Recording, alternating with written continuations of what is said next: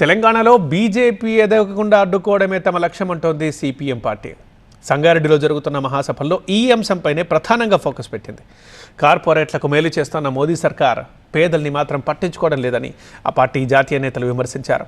ఆ పార్టీని నిలువరించడమే తమ కర్తవ్యం అంటున్నారు కామ్రేడ్స్.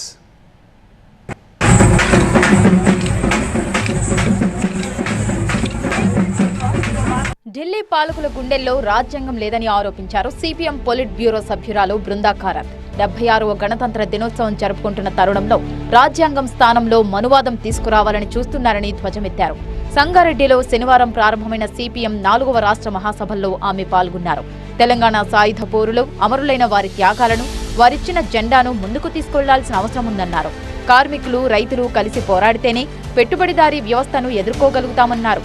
మోదీ ప్రభుత్వ విధానాలు బడా పారిశ్రామికవేత్తలకు అనుకూలంగా ఉన్నాయని, మోదీ సర్కార్ కార్పొరేటర్లకు గడిచిన 8 ఏళ్లలో 12 లక్షల కోట్ల రూపాయల కంటే ఎక్కువగా మాఫీ చేసిందని, అంగన్వాడీలు, ఆశా వర్కర్లు, ఉపాధి హామీ, మధ్యాహ్న భోజన కార్మికుల వేతనాలు మాత్రం పెంచడం లేదని ఆరోపించారు. इस संगारेड्डी डिस्ट्रिक्ट की आपकी संघर्षों पर शायद पूरी पार्टी में ये पहली बार हमें सुनने को मिला है कि ये पार्टी का सम्मेलन का पूरा व्यवस्था, उसका पूरा फंड का व्यवस्था मजदूर वर्ग ने दिया है. హోంమంత్రి అమిత్ షా పార్లమెంటులో రాజ్యాంగంపై చర్చ సందర్భంగా అంబేద్కర్ను అవమానించినందుకు రాజీనామా చేయాలని బృందా కారత్ డిమాండ్ చేశారు. రాజ్యాంగాన్ని అవమానించిన వాళ్లు పాలన చేస్తున్నారని అన్నారు.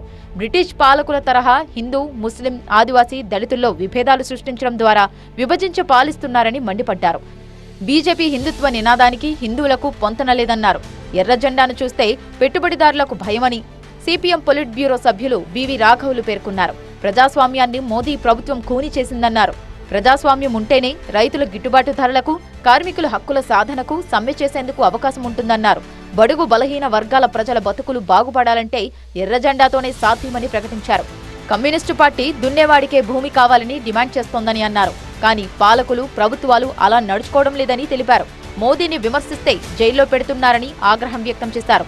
బీజేపీ వాళ్ళు ఈ మధ్యకాలంలో ఒక దేశం ఒక ఎన్నిక, ఒక దేశం ఒక పన్ను, ఒక దేశం ఒక లైసెన్సు, ఒక దేశం ఒక యూనిఫాము, ఒక దేశం ఒక భోజనం, మనం అందరం ఒకే రకమైన భోజనం చేయాలట, రకరకాల భోజనాలు కుదరదట.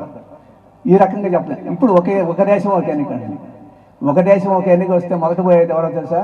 బీఆర్ఎస్ వాళ్ళు పోతారు, ఆ తర్వాత తెలుగుదేశం పోతుంది, ఆ తర్వాత వైఎస్ఆర్ పోతుంది, ఆ తర్వాత కాంగ్రెస్ పోతుంది. మిగిలేదు ఎవరు? బీజేపీ వాళ్ళు. బీజేపీ వాళ్ళు కూడా మిగులుతానే లేదు, మోడీ గారు మిగులుతారు. రాష్ట్రంలో బీజేపీని ఎదగనీయబోమని సిపిఎం రాష్ట్ర కార్యదర్శి తమ్మినేని వీరభద్రం అన్నారు. మహాసభల్లో ఇదే ప్రధాన అంశంగా చర్చలు ఉంటాయన్నారు. పంచాయతీ ఎన్నికల్లో లబ్ధి కోసమే ఇప్పుడు 4 పథకాల అమలు అంటూ హడావిడి చేస్తున్నారని విమర్శించారు.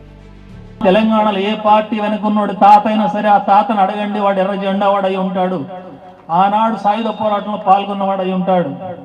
అట్లాంటి ఘనమైన చరిత్ర కలిగినటువంటి తెలంగాణ రాష్ట్రంలో ఆ ఎర్ర జెండా చరిత్రని తిరగరాయటానికి, మతోన్మాదాన్ని మసిపోయడానికి ఈ బీజేపీ ప్రయత్నం చేస్తోంది.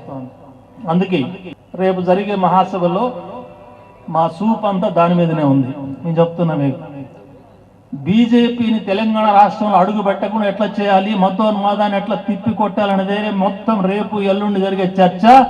సంగారెడ్డిలో రాష్ట్ర మహాసభలో 28 వరకు కొనసాగనున్నాయి. రాష్ట్రంలో ప్రస్తుత రాజకీయ పరిస్థితులు, సిపిఎం బలోపేతం, ప్రజా సమస్యలు తదితర అంశాలపై చర్చించనున్నారు. మహాసభలో చివరి రోజు అయిన 28వ తేదీన పార్టీ నూతన రాష్ట్ర కార్యవర్గాన్ని ఎన్నుకోనున్నారు. ప్రజా సమస్యల పరిష్కారానికి ఉద్యమ కార్యాచరణ సైతం సిద్ధం చేయనున్నారు.